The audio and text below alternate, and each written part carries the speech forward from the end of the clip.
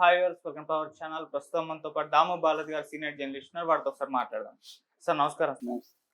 Sir ఏపీలో మహానాడు జరగబోతుంది. ఈ మహానాడుకు జూనియర్ ఎన్టీఆర్ గారు గెస్ట్ గా రాబోతున్నట్టుగా వార్తలు అనిపిస్తున్నాయి సార్. అంటే ఒకే స్టేజ్ పైన మరి బాలకృష్ణ గారు అండ్ జూనియర్ ఎన్టీఆర్ గారు కనిపించబోతున్నట్టుగా తెలుస్తుంది. అంటే నందమూరి ఫ్యామిలీలో విభేదాలు ఎప్పటి నుంచో ఉన్నాయని, అసలు బాలకృష్ణ గారికి ఎన్టీఆర్ గారికి పడదని చెప్పేసి కూడా ఎప్పటి నుంచో వస్తున్న వార్తలు సార్. మరి ఈ నేపథ్యంలో వీళ్ళిద్దరు ఒకే స్టేజ్ పైన నిజంగా కలవబోతున్నారా? అండ్ మొన్న కూడా ఒక వివాదం జరిగింది. అది ఒక చిన్న జూనియర్ ఎన్టీఆర్ కూడా సినిమా ఇండస్ట్రీకి పరిచయం చేస్తూ మొన్న ఈవెంట్ జరిగింది. ఆ ఈవెంట్ కూడా అటు జూనియర్ ఎన్టీఆర్ గారు రాలేదు, కళ్యాణ్ రామ్ గారు రాలేదు. మళ్ళీ వీళ్ళ మధ్య విభేదాలు ఉన్నాయని అప్పుడు కూడా చర్చ జరిగింది. అసలు ఏం జరుగుతుంది? మరి దీనికి సంబంధించి మీ ఇన్ఫర్మేషన్ ఏంటి సార్?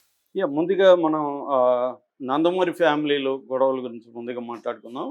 రీసెంట్గా అంటే నందమూరి ఫ్యామిలీలో కూడా ఎప్పటి నుంచో జూనియర్ ఎన్టీఆర్ని దూరం పెట్టడం అనేది జరుగుతుంది. ఎందుకంటే జూనియర్ ఎన్టీఆర్ వాళ్ళ మదరు ని అతను వాళ్ళ నాన్న హరికృష్ణ రెండో పెళ్లి చేసుకున్నాడు. అది ఎవరికి ఇష్టం లేదు, కానీ విధి లేక ఒప్పుకోవాల్సి వచ్చింది. అప్పటి నుంచి కూడా ఆమెను కానీ ఆమె కొడుకైన జూనియర్ ఎన్టీఆర్ని కానీ దూరం పెట్టడం ఆ ఫ్యామిలీ ఓన్ చేసుకోలేదు.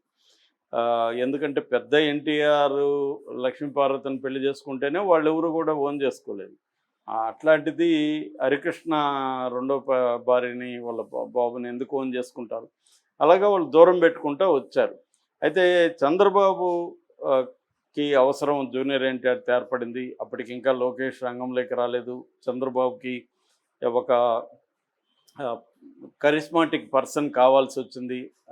అప్పుడు జూనియర్ ఎన్టీఆర్ బ్రహ్మాండంగా మాట్లాడడం, యంగ్గా ఉన్నప్పుడే యాక్టివ్గా ఉండడం, సినిమాలు హిట్ అవుతుండడం, ఇవన్నీ పైగా పెద్ద ఎన్టీఆర్ పోలికలు ఉండడం, ఇవన్నీ చూసి చంద్రబాబు ఇతన్ని వాళ్ళ ఫ్యామిలీతో కలిపేయడం, తర్వాత ఇతనికి తన బంధువైన నాదినే వాళ్ళ అమ్మాయిని పెళ్లి చేయించడం, ఇవన్నీ చంద్రబాబు చేశాడు. జూనియర్ ఎన్టీఆర్ కూడా దానికి తగినట్టే 2009లో చంద్రబాబుతో ఎన్నికలకు తను వెళ్ళి ప్రచారం చేశాడు. ఇవన్నీ జరిగాయి. ఆ తర్వాత 2014లో చంద్రబాబు ప్రమాణ స్వీకారానికి కూడా జూనియర్ ఎన్టీఆర్ వెళ్ళాడు. దాని తర్వాత నుంచి వీళ్ళ మధ్య గ్యాప్ అనేది మొదలైంది. ఎప్పుడైతే చంద్రబాబు జూనియర్ ఎన్టీఆర్ని దూరం పెట్టాడో నందమూరి ఫ్యామిలీ కూడా దూరం పెట్టడం మొదలుపెట్టింది. ఎందుకంటే చంద్రబాబు కోసమే నందమూరి ఫ్యామిలీ ఎన్టీఆర్ని యాక్సెప్ట్ చేశారు తప్ప వాళ్ళకేం ఇష్టం లేదు ఎన్టీఆర్ని యాక్సెప్ట్ చేయడం.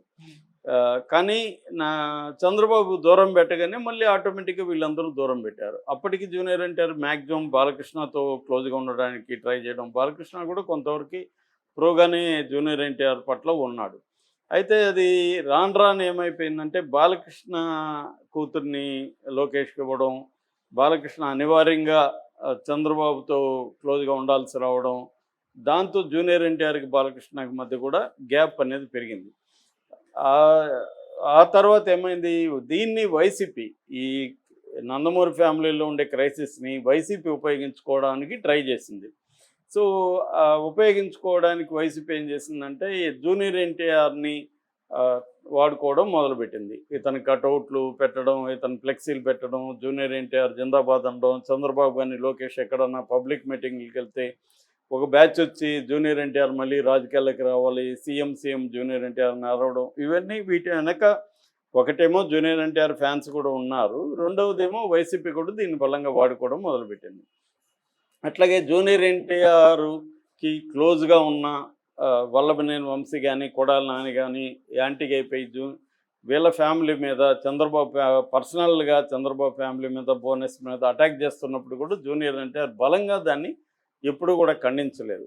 సో అలాగా జూనియర్ ఎన్టీఆర్కి నందమూరి ఫ్యామిలీకి మధ్య గ్యాప్ అనేది, నందమూరి ఫ్యామిలీ జూనియర్ ఎన్టీఆర్ చంద్రబాబు ఇవి లేకుండా విడదీసి మనం నందమూరి ఫ్యామిలీని సపరేట్గా చూడలేం. నందమూరి ఫ్యామిలీకి అయితే జూనియర్ ఎన్టీఆర్ని తమలో కలుపుకోవడం ఎట్టి పరిస్థితుల్లో ఇష్టం లేదు. చంద్రబాబు కోసం కలుపుకున్నారు, మళ్ళీ చంద్రబాబు దూరం పెట్టగానే వీళ్ళు దూరం పెట్టారు. ఈ క్రమంలో జూనియర్ ఎన్టీఆర్కి అర్థమైంది ఏమంటే మనం ఇప్పుడు కెరీర్ మీద ఫోకస్ చేయాలి, రాజకీయాలంటే మన కెరీర్ పాడవుతుంది. ఎందుకంటే అది సినిమాల మీద కూడా ఎఫెక్ట్ చూపించడం మొదలుపెట్టింది. తెలుగుదేశం కేడర్ అక్కడ బలంగా ఉంటారు, తెలుగుదేశానికి ఒక 40% ఓట్ షేర్ ఉంటుంది. వీళ్ళందరూ జూనియర్ ఎన్టీఆర్ సినిమాలకు వ్యతిరేకంగా, ముఖ్యంగా ఏంటంటే అక్కడ కమ్మ డామినేషన్ బలంగా ఉంటుంది కాబట్టి ఆ సెక్షన్ దగ్గరే సినిమా థియేటర్లు, డిస్ట్రిబ్యూషన్లు, వ్యవహారాలు ఉంటాయి కాబట్టి వాళ్ళు గట్టిగా జూనియర్ ఎన్టీఆర్ కెరీర్ని తొక్కేయాలనుకుంటే జూనియర్ ఎన్టీఆర్కి అది ఇబ్బంది. సో ఇవన్నీ దృష్టిలో పెట్టుకొని జూనియర్ ఎన్టీఆర్ ఏం చేశారంటే దూరంగా ఉండిపోదాం, సైలెంట్గా ఉండిపోదాం, సినిమాల మీద ఫోకస్ చేద్దాం అన్న యాంగిల్లో జూనియర్ ఎన్టీఆర్ తన కెరీర్ని ఎస్టాబ్లిష్ చేసుకోవడం మీద ఫోకస్ చేయడం మొదలుపెట్టాడు. అయినా కూడా రాజకీయాలు అనేవి సైలెంట్గా ఉండవు. ఈ నేపథ్యంలో చంద్రబాబును అరెస్ట్ చేయించినప్పుడు జూనియర్ ఎన్టీఆర్ స్పందించకపోవడం అనేది అతను చేసిన ఒక స్ట్రాటజిక్ మిస్టేక్. రెండో మిస్టేక్, వైసీపీ వాళ్ళు తను వాడుకుంటుంటే దాన్ని ఖండించకపోవడం. ఖండించి ఉండాలి. అంటే నేను రాజకీయాల్లో లేను, నా రాజకీయంగా నన్ను ఎవరు వాడుకోకండి అని చెప్పుండాలి. ఇవేవి చెప్పకుండా తెలుగుదేశానికి నష్టం జరగడానికి పరోక్షంగా హెల్ప్ చేస్తున్నట్టుగా జూనియర్ ఎన్టీఆర్ బిహేవియర్ అనేది ఉంది. సో ఎప్పుడైతే చంద్రబాబు అరెస్టును సంబంధం లేని వాళ్ళంతా కూడా ఖండించి బాధపడితే, ఆ ఫ్యామిలీలో ఉండి మంచన్న కాదన్న చంద్రబాబు వల్లే జూనియర్ ఎన్టీఆర్కి ఆ ఫ్యామిలీలో చోటు దొరికింది, మంచి అమ్మాయి కుటుంబంతో సంబంధాలు వచ్చాయి. ఇవన్నీ చంద్రబాబు కూడా ఆయన స్వార్థం కోసమే చేసి ఉండొచ్చు, కానీ జూనియర్ ఎన్టీఆర్కి కూడా హెల్ప్ అయినప్పుడు కొంత బ్యాలెన్స్గా ఉండాలి. పర్సనల్గా తీసుకొని దాని ఇది కాకుండా ఒక పబ్లిక్ ఫిగర్గా మనం ఎలా ఉండాలి అనే దగ్గర జూనియర్ ఎన్టీఆర్ కొన్ని స్ట్రాటజిక్ మిస్టేక్స్ చేశాడు. ఆ మిస్టేక్స్లో ఒకటి ఏంటంటే చంద్రబాబు అరెస్ట్ను ఖండించుకోవడం, కనీసం ఒక ఫ్యామిలీ మెంబర్గా స్పందించుకోవడం అనేది చాలామందికి అది అన్యాయంగా తోచింది. సో ఈ క్రమంలో బాలకృష్ణ కూడా చాలా తీవ్రంగా దాన్ని కోపంగా చేయడం, అతను మీడియాలో ఓపెన్గా అడిగినప్పుడు కూడా ఐ డోంట్ కేర్ అని చెప్పడం, తర్వాత ఆయన పెద్ద ఎన్టీఆర్ వర్ధన్ సందర్భంగా జూనియర్ ఎన్టీఆర్ ఫ్యాన్స్ బ్యానర్లు పెట్టడం, అది కూడా చంద్రబాబు కావచ్చు, ఇటు జూనియర్ బాలకృష్ణకి కావచ్చు కోపానికి కారణమైంది. సో అక్కడ కూడా బ్యానర్లు తీసేయమని బాలకృష్ణ అనడం, ఇవన్నీ ముదురుతూ వచ్చాయి. ఆ నేపథ్యంలో మొన్న హరికృష్ణ పెద్ద కొడుకు జానకిరామ్, ఆ జానకిరామ్కి ఒక కొడుకున్నాడు, అతని పేరు కూడా నందమూరి తారక రామారావే. సో ఒక రకంగా అతను కూడా జూనియర్ ఎన్టీఆర్ ఇప్పుడు లెక్కకి. సో ఎందుకంటే ఇతని పేరు కూడా నందమూరి తారక రావు కాబట్టి పెద్ద నందమూరికి బదులుగా చిన్నది కాబట్టి జూనియర్ అన్నాడు. మళ్ళీ జూనియర్ ఇష్టం లేదు అతనికి, చాలాసార్లు చెప్పాడు నా పేరు ముందు జూనియర్ పెట్టకండి అని. అందుకని ఇప్పుడు అఫీషియల్గా తీసుకున్నప్పుడు అతను ఎన్టీఆర్ అంటున్నారు కానీ జూనియర్ ఎన్టీఆర్ అన్నట్లు, మనలాంటి వాళ్ళే జూనియర్ ఎన్టీఆర్ అంటున్నాం. ఎందుకంటే కన్ఫ్యూజన్ వద్దని చెప్పి పెద్ద ఎన్టీఆర్ చిన్న ఎన్టీఆర్ అనాలి, ఎట్టయినా అంతే కదా, జూనియర్ అన్న చిన్న అన్న ఒకటే. సో ఈ నేపథ్యంలో ఇప్పుడు ఇంకొక ఎన్టీఆర్ వచ్చి కన్ఫ్యూజన్ ఇంకా పెంచాడు.